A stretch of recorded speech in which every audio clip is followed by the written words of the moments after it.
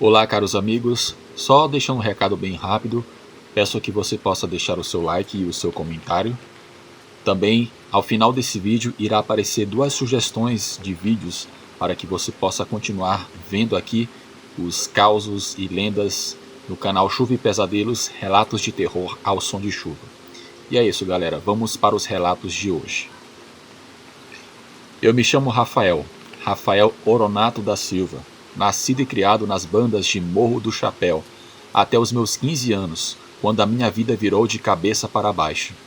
Tô aqui para contar um caos que aconteceu comigo lá pelos idos de 1989, na fazenda do meu avô Damião, lugar que eu chamava de lar depois que os meus pais se separaram. A fazenda ficava nos Cafundó do Judas, mas dentro de uma chapada do que a maioria tinha coragem de morar. Era um lugar bonito, não posso negar.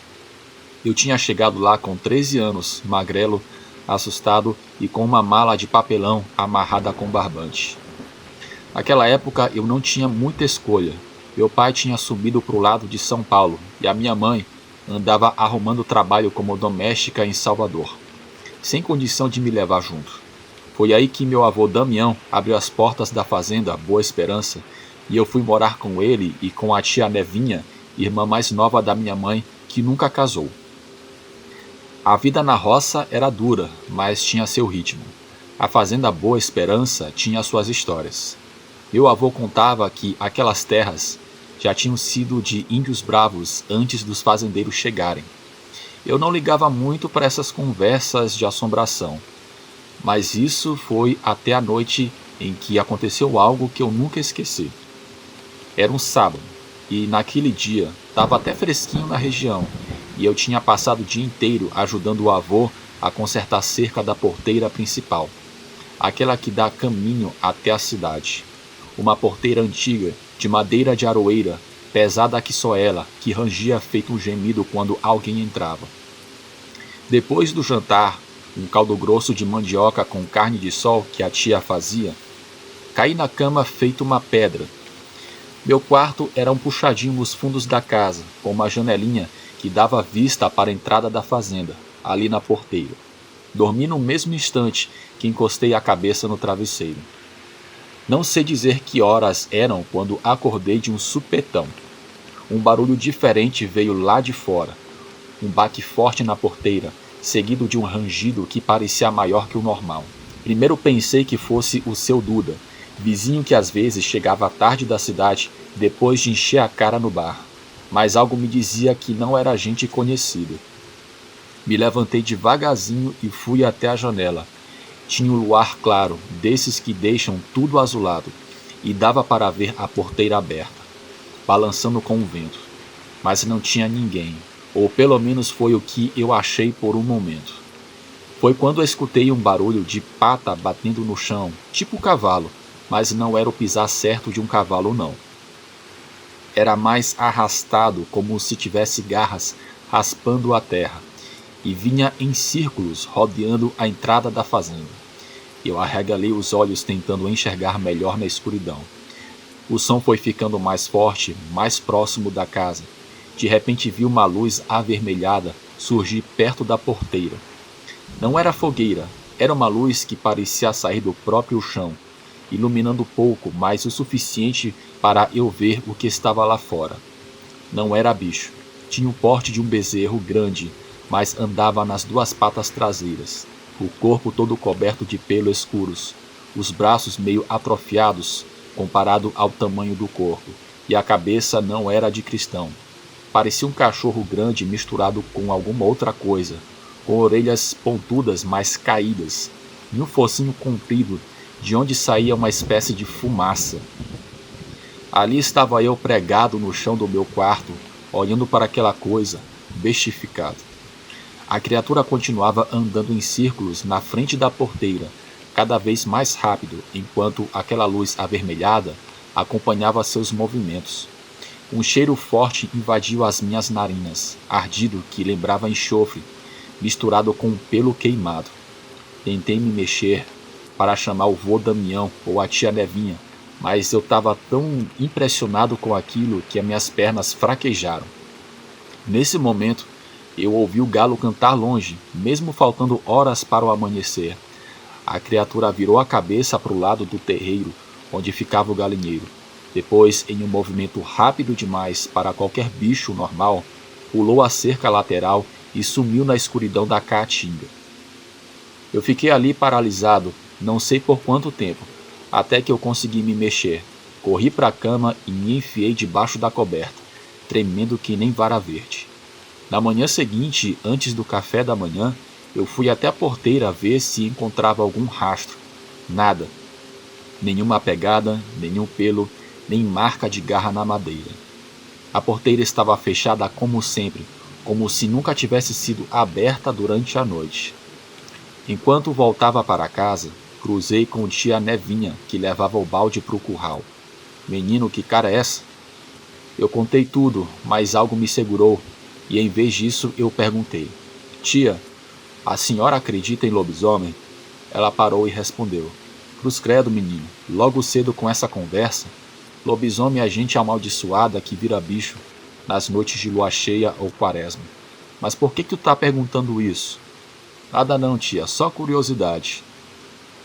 Ela me olhou desconfiada, mas seguiu para o curral. Durante o café, vô Damião comentou que o galo tinha cantado fora de hora, e que isso era sinal de coisa ruim. Tia Nevinha concordou, dizendo que tinha sentido um cheiro estranho de madrugada, como se alguém tivesse queimado enxofre no terreiro. 3 noites depois, na mesma hora morta da madrugada, ouvi o barulho que voltou de novo.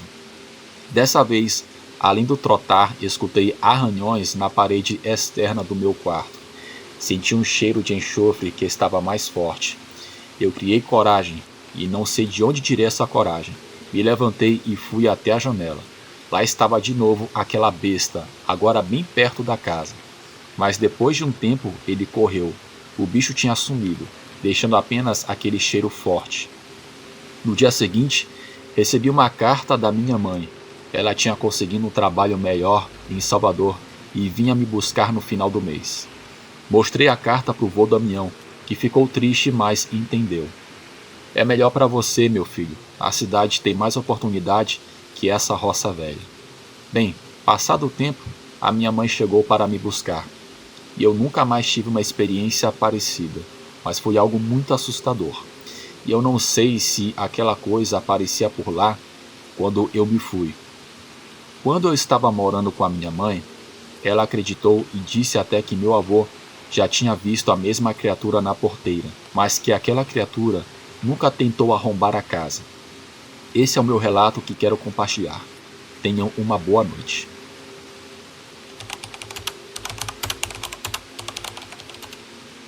Olá a todos do canal, eu quero compartilhar o caos do meu avô. Ele me contava isso quando eu era pequena. Bem, para ficar mais interessante, eu vou narrar como se fosse ele narrando para vocês. Olá, eu me chamo Fred, moro em Bom Jesus da Cachoeira. Vou contar uma coisa que aconteceu comigo em 1985, quando eu tinha só 17 anos e que até hoje não encontrei explicação que fizesse sentido. A gente morava no sítio, a uns 6 quilômetros da cidade. Meu pai, o finado João Pereira, trabalhava com plantação de soja e criação de gado de leite. Nós éramos 6 irmãos, 4 homens e 2 mulheres, e eu era o caçula dos rapazes. Naquela época não tinha asfalto nas estradas rurais, nem transporte escolar como tem hoje. Para estudar na cidade, nós íamos a cavalo ou a pé ou de bicicleta quando dava. Eu estudava no Colégio Estadual Coronel Antônio Justino, estava no 2º ano do ensino médio. Tinha o sonho de fazer faculdade, ser engenheiro, mas acabei ficando mesmo foi com a lida da roça. O dia que vou contar era uma sexta-feira de julho de 1985. Fazia um frio danado naquele ano. Ainda lembro que eu estava com um casaco de lã que a minha mãe fez para mim. De manhã o céu estava limpo, mas durante o dia foi fechando e quando eu saí da escola, lá pelas 6 horas da tarde, já estava escurecendo mais rápido por causa da cerração. Bem, eu fui montando o meu cavalo. Eu montava um cavalo chamado Canela, bicho bom, manso e esperto. Já fazia quase 3 anos que ele era o meu companheiro daquelas viagens todos os dias para a escola. O Canela conhecia o caminho tão bem que, às vezes, eu cochilava em cima dele, depois de um dia cansativo, e ele me levava certinho até a casa.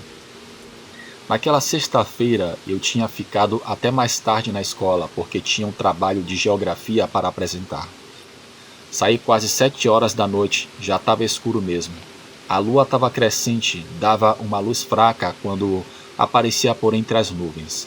O caminho era por uma estrada de terra que cortava um trecho de mata fechada por uns 2 quilômetros antes de chegar nas pastagens do sítio. Eu vinha tranquilo, o Canela estava no passo normal dele, não muito apressado.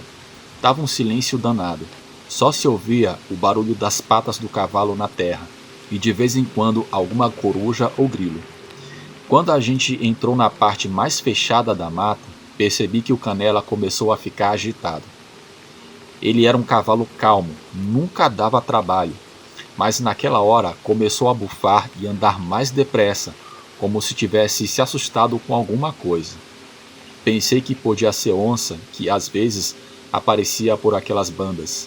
Então eu dei umas palmadas no pescoço dele, tentando acalmá-lo. Mas aí aconteceu uma coisa que até hoje me arrepia só de lembrar. Eu senti um peso nas ancas do cavalo, como se alguém ou alguma coisa tivesse pulado e sentado na garupa atrás de mim.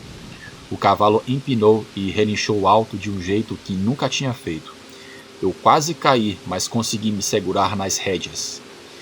Quando me firmei na sela, olhei para trás, esperando ver algum moleque fazendo gracinha ou algum maluco querendo me assaltar, mas não tinha ninguém ali. Nada, só o escuro da noite. Mesmo assim, o peso continuava lá. Eu sentia claramente que algo ou alguém estava sentado bem atrás de mim. "Tem alguém aí?" Perguntei com uma voz diferente. Nenhuma resposta. O Canela estava em pânico, tremendo todo, tentando correr, mas eu segurava as rédeas com força. Nunca tinha visto aquele cavalo tão assustado, e ele era corajoso. Já tinha enfrentado até enchente comigo. Comecei a rezar. Não era de muito de ir para a igreja, mas a minha mãe tinha me ensinado o Pai Nosso e a Ave Maria. E naquela hora foi o que me veio na cabeça. Rezei alto, a voz trêmula, enquanto o cavalo continuava agitado e continuava sentindo aquele peso inexplicável na garupa. Enquanto eu rezava, aconteceu uma coisa estranha. Senti como se o ar ao meu redor ficasse ainda mais frio. Continuei rezando, agora mais alto e rápido. De repente senti como se o peso na garupa fosse diminuindo aos poucos, como se aquilo que estava ali estivesse se desfazendo ou caindo. O Canela também foi acalmando, embora ainda tremesse um pouco. Quando terminei o Pai Nosso pela terceira vez, o peso tinha sumido completamente e o cavalo parecia mais tranquilo. Mesmo assim, não perdi tempo.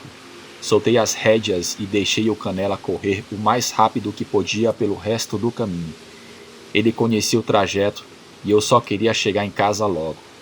A gente saiu da mata em disparada e só diminuí o ritmo quando dava para ver as luzes da nossa casa lá longe. Quando finalmente cheguei no terreiro, meu pai estava na porta com uma lamparina na mão, preocupado por causa da minha demora. Não contei nada àquela hora. Disse que tinha ficado fazendo trabalho na escola e que o Canela tinha se assustado com algum bicho no caminho. Cuidei do cavalo como sempre, dei água e comida para ele e fui dormir. Eu estava exausto e confuso. Não conseguia entender o que tinha acontecido. Na manhã seguinte acordei com uma gritaria. Era meu irmão chamando todo mundo no estábulo. Saí correndo e quando cheguei lá, vi uma cena que nunca vou esquecer. Uma cena muito triste. O cavalo estava caído no chão, o Canela. O Canela estava caído no chão sem vida, com os olhos abertos. Ele não tinha nenhum ferimento, nenhuma marca de luta. Nada que explicasse como um cavalo saudável e forte como ele tinha morrido de repente. Meu pai chamou o seu Gumercindo, que era tipo um veterinário da região, mesmo sem diploma. Ele examinou o cavalo por um momento e não conseguiu dizer o que tinha acontecido. Parece que o bicho morreu de susto, foi a conclusão dele. Foi aí que tomei coragem e contei o que tinha acontecido na noite anterior. Meu pai, que nunca foi homem de acreditar em assombração, ficou calado ouvindo. Quando terminei, ele mandou a minha mãe chamar o padre Arlindo para benzer a estrada e o sítio. O padre veio no mesmo dia, rezou, jogou água benta por tudo quanto é canto e principalmente no caminho onde tinha acontecido o episódio. Nos dias seguintes, algumas pessoas da região começaram a falar histórias antigas sobre aquela parte da estrada, que era assombrada. Bem, eu ganhei um outro cavalo depois disso, um alazão que o pai batizou de Valente. Mas por quase um mês eu não tive coragem de passar sozinho por aquele trecho da mata. Lá ia e voltava da escola com meu irmão mais velho, que achou uma garrucha velha do meu avô e carregava só para mostrar que não tinha medo de nada. Mas ele também evitava passar por ali depois que escurecia. Com o tempo a vida foi voltando ao normal. Quando alguém me pergunta se acredito em assombração, eu só respondo: sim, e ainda perdi um amigo por causa disso.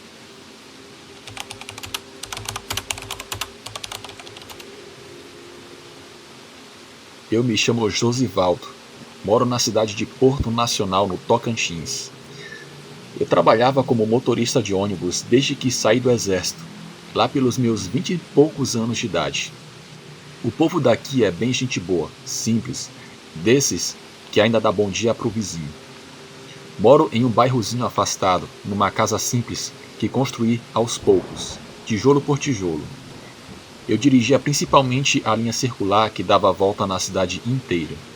Mas deixa eu contar o que aconteceu comigo em 2015. Fica a seu critério acreditar ou não. Eu estava fazendo a última viagem do dia, uma viagem às 10h30 da noite, que sai do terminal, que faz o trajeto completo antes de voltar para a garagem. Normalmente é uma viagem bem tranquila, com poucos passageiros, principalmente em dia de semana, nesse horário. Chovia fraco naquela noite. Era uma garoa fina dessas chatas que não molha direito, mas deixa tudo úmido. O asfalto estava com aquele brilho molhado que reflete as luzes dos postes e o para-brisa às vezes embaçava, me obrigando a tempos em tempos ficar passando a flanela. Faltava pouco mais de meia hora para acabar meu expediente quando cheguei no ponto da avenida principal, já quase saindo da parte central da cidade. Esse ponto sempre me deu uma sensação esquisita por medo de assalto. Ele fica numa parte meio isolada, com um terreno baldio de um lado e do outro uma construtora que fechou anos atrás. A iluminação ali é fraca, só de um poste. Eu vi duas pessoas esperando no ponto. De longe, só dava para ver os vultos, mas quando cheguei mais perto, consegui distinguir que era uma mulher e um homem. A mulher parecia ter seus 30 e poucos anos, cabelo preso num rabo de cavalo, vestindo uma camiseta clara e calça jeans. O homem estava usando uma roupa escura, camisa e calça, e tinha um jeito meio curvado de ficar em pé. Parei o ônibus e abri a porta dianteira. A mulher subiu primeiro. Pagou a passagem com o cartão, me deu boa noite e seguiu para o corredor. O homem veio logo atrás dela. Foi aí que percebi algo diferente. Não conseguia ver direito o rosto dele. Era como se ele estivesse com uma sombra cobrindo o rosto, mesmo com a luz interna do ônibus acesa.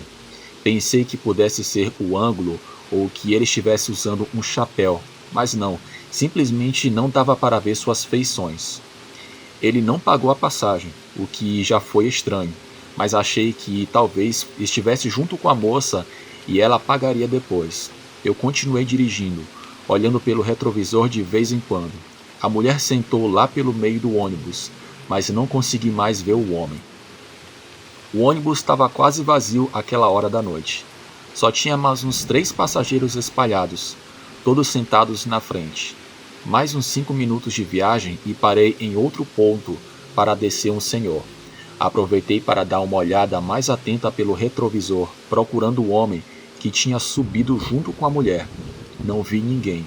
Olhei de novo, ajustando o espelho, mas nada. O homem simplesmente não estava mais lá. Aquilo me deixou intrigado. Não tinha como ele ter descido sem que eu visse, já que só tinha parado uma vez depois daquele ponto, e eu teria notado se alguém tivesse descido. Além disso, o ônibus era daqueles com catraca e eu não tinha ouvido o barulho dele girando depois que a mulher passou. Eu continuei o trajeto, mas aquilo foi martelando na minha cabeça. Quando chegamos numa parte mais deserta do percurso, saída da cidade, decidi perguntar para a mulher. Ela estava sentada sozinha, mexendo no celular. A senhora veio acompanhada, não foi? Cadê o rapaz que estava com a senhora no ponto? A mulher levantou a cabeça e estava olhando no celular com uma expressão confusa. Como assim? Eu estava sozinha no ponto. Senti um formigamento esquisito na nuca. Mas eu vi direitinho, a senhora e um homem de roupa escura. Ele subiu logo atrás da senhora. Ela balançou a cabeça com o rosto ficando pálido. O senhor deve estar enganado. Eu esperei sozinha naquele ponto. Não tinha mais ninguém lá, tenho certeza. Inclusive fiquei até com medo de esperar sozinha naquele lugar escuro.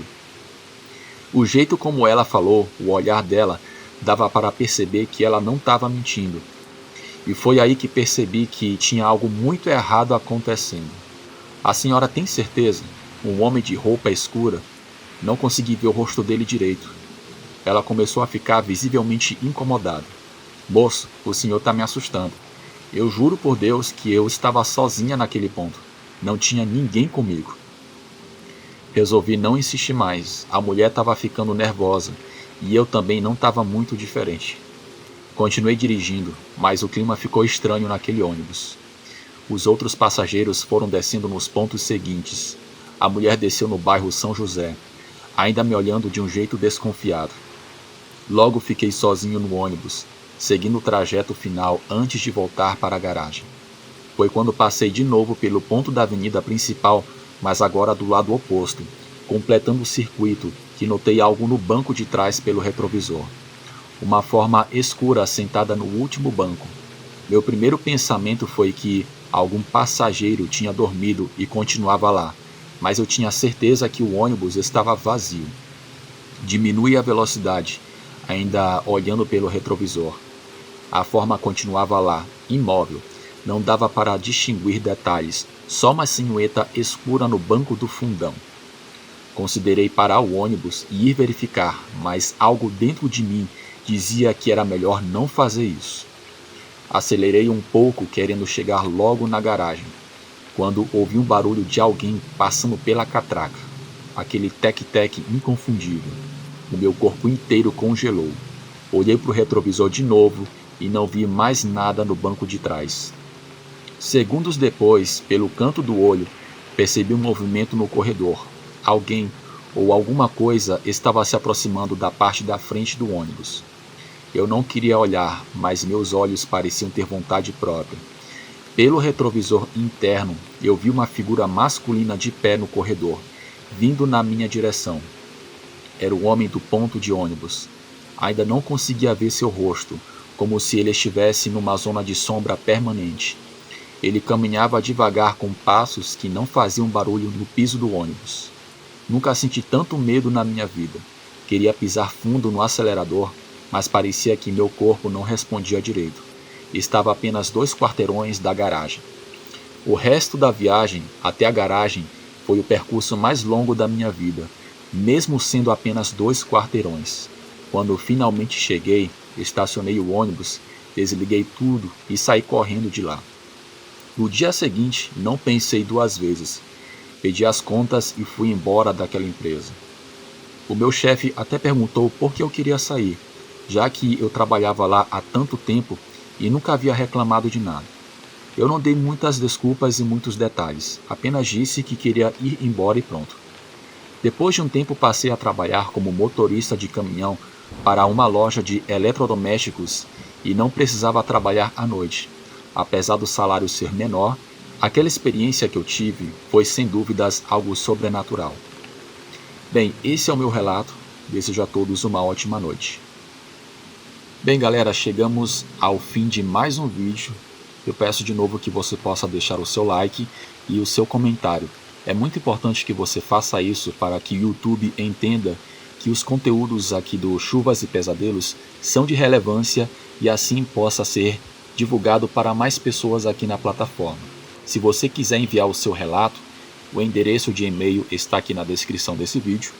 E se você quiser fazer uma live ao vivo comigo, você pode também enviar através do e-mail a sua solicitação e a gente vai agendar um dia e um horário. Geralmente aos sábados que eu faço.